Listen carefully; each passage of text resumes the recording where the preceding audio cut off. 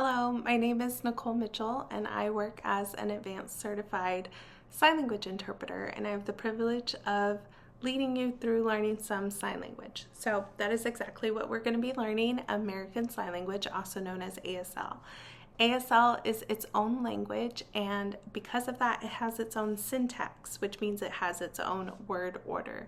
And sometimes that follows the English word order, and sometimes it doesn't. So you might see some adjectives or some verbs or pronouns be moved around. But I've done my best in preparing this song to match the signs with the timings of the songs. A couple of things before we get started is just to mention that this is an interpretation. So this is my interpretation of the words and lyrics. However, somebody that you might know, a friend, a family member who might know sign language, or a video that you might see have a slightly different signs that they may be using for this exact same song, and that's just because it's another interpretation.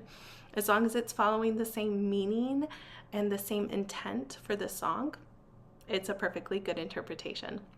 So the last thing that I wanted to address is just to use your dominant hand. If you write with your right hand, that's your dominant hand. If you write with your left, that is your dominant hand. There is one time where we are going to be signing I, and if you are right-handed, you will point with your right-handed. If you're left-handed, you will point with your left. So having said that, we will go ahead and get started with the lyrics. So the portion that you are learning says, "Ain't no grave." You're going to take your two hands, with your dominant hand being closest to your body and your non-dominant hand being closest to the audience. They are two circles and they're crossing each other, and they're going to uncross. Nice and simply, this is going to be ain't no. This is a sign for no or none. So ain't no grave. For grave, you are going to be motioning what a mound of a grave looks like. So two flat hands, slightly curved, starting away from your body and bringing it towards your body. This is a sign for grave. So putting those two together, we have ain't no grave. Can hold my body down. Now, if I was to use the two signs can hold, that would have a different meaning. And instead, we are going to be using the sign for keep my body down. So the way to walk into this sign is to take two peace signs and put your thumbs in the middle. And if you notice, when I did that, my middle fingers kind of came forward. This is the letter K in sign language. So you're going to take your dominant hand and place that on top of your non-dominant hand. We're going to start a little bit away from the body and then bring it towards your body. This is a sign to keep.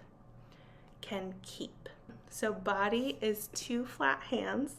You're going to start a little bit underneath your clavicle and bring it down to about your belly button, where your waist is. This is a sign for body. Body. So let's put those signs together. We have ain't no grave.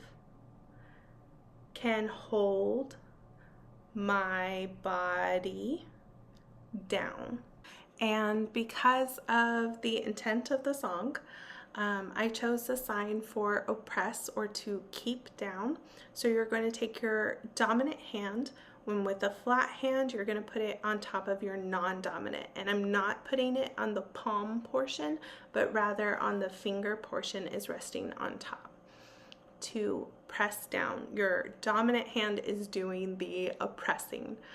To keep my body down. The next portion, you already know the beginning. There ain't no grave. We're going to use our signs again for ain't no grave. Can keep a sinner underground. This is quite a fast portion, so I'm going to give you two different options, and then Dr. Lee can choose which option is best for you all. For can keep, we are going to reuse the sign that we just learned. For keep, we have our two Ks with our dominant hand on top, non-dominant on the bottom, and you have it out and bringing it towards you. can keep a sinner underground. Now, the word sinner in sign language is a compound sign. So there's two parts to it. We have the sign to sin. It's two index fingers slightly bent, making two swoops. And then we have our agent. You might see the sign at the end of teacher or student. And here we see this that suffix at the end of sinner. So instead of signing sin, we're combining the two to be one sign. So instead of two swoops, it's just one swoop. Sin, Again, it is a swoop. My palms are facing each other, and then they kind of end up facing me. So it's making a swoop, and then you bring it down. This is a sign for sinner. And then we have underground. You're going to take your non-dominant hand. So we just ended with sinner. You're going to freeze with your non-dominant hand staying here. This is going to represent our different layers of the earth. And this, your dominant hand, is going to be representing a person. This is a sign to bury. So you bring it next to each other and your person is buried. It is a visual language. And so we have all together, can keep a sinner underground. Again, can keep a sinner underground. Now, the second option for this one sentence that would be a little bit shorter, it is taking out one syllable of sign language, and instead of signing sinner, you could just have your agent, sinner, underground. So that would look like, can keep a sinner underground. I'll leave it up to Dr. Lee. And then we have the line, oh, I will listen for the trumpet sound. Now, this is a sign to listen, to take in information auditorily. You can take in information visually. For this one, we are going to use just one hand. It is going to be your dominant hand. You have your middle, your index, and your thumb, and it's going to go somewhere right in between your ear and your eye. It is not in my ear and it is not in my eye, but somewhere in between. This is to listen and take in information. So it's just a scrunching motion and it's 2 times. So we have, oh, I, point to yourself. I will listen for the trumpet sound. So this is a sign for a trumpet. We're going to take 2 Y-shaped hand shapes. Your dominant hand is going to be closest to you, and your non-dominant hand is going to be farther away from you. And your pinky of your dominant hand and your thumb of your non-dominant are going to touch.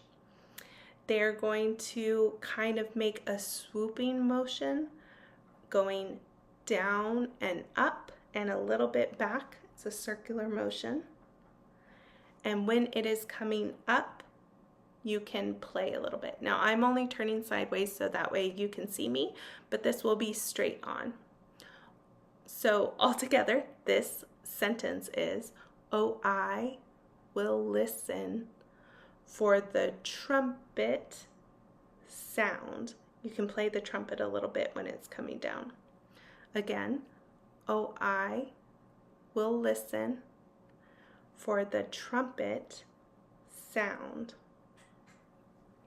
All right, we are almost done, but you actually already know the ending lyrics for this portion. Ain't no grave can hold my body down. So to review again, it is, ain't no grave can hold my body down.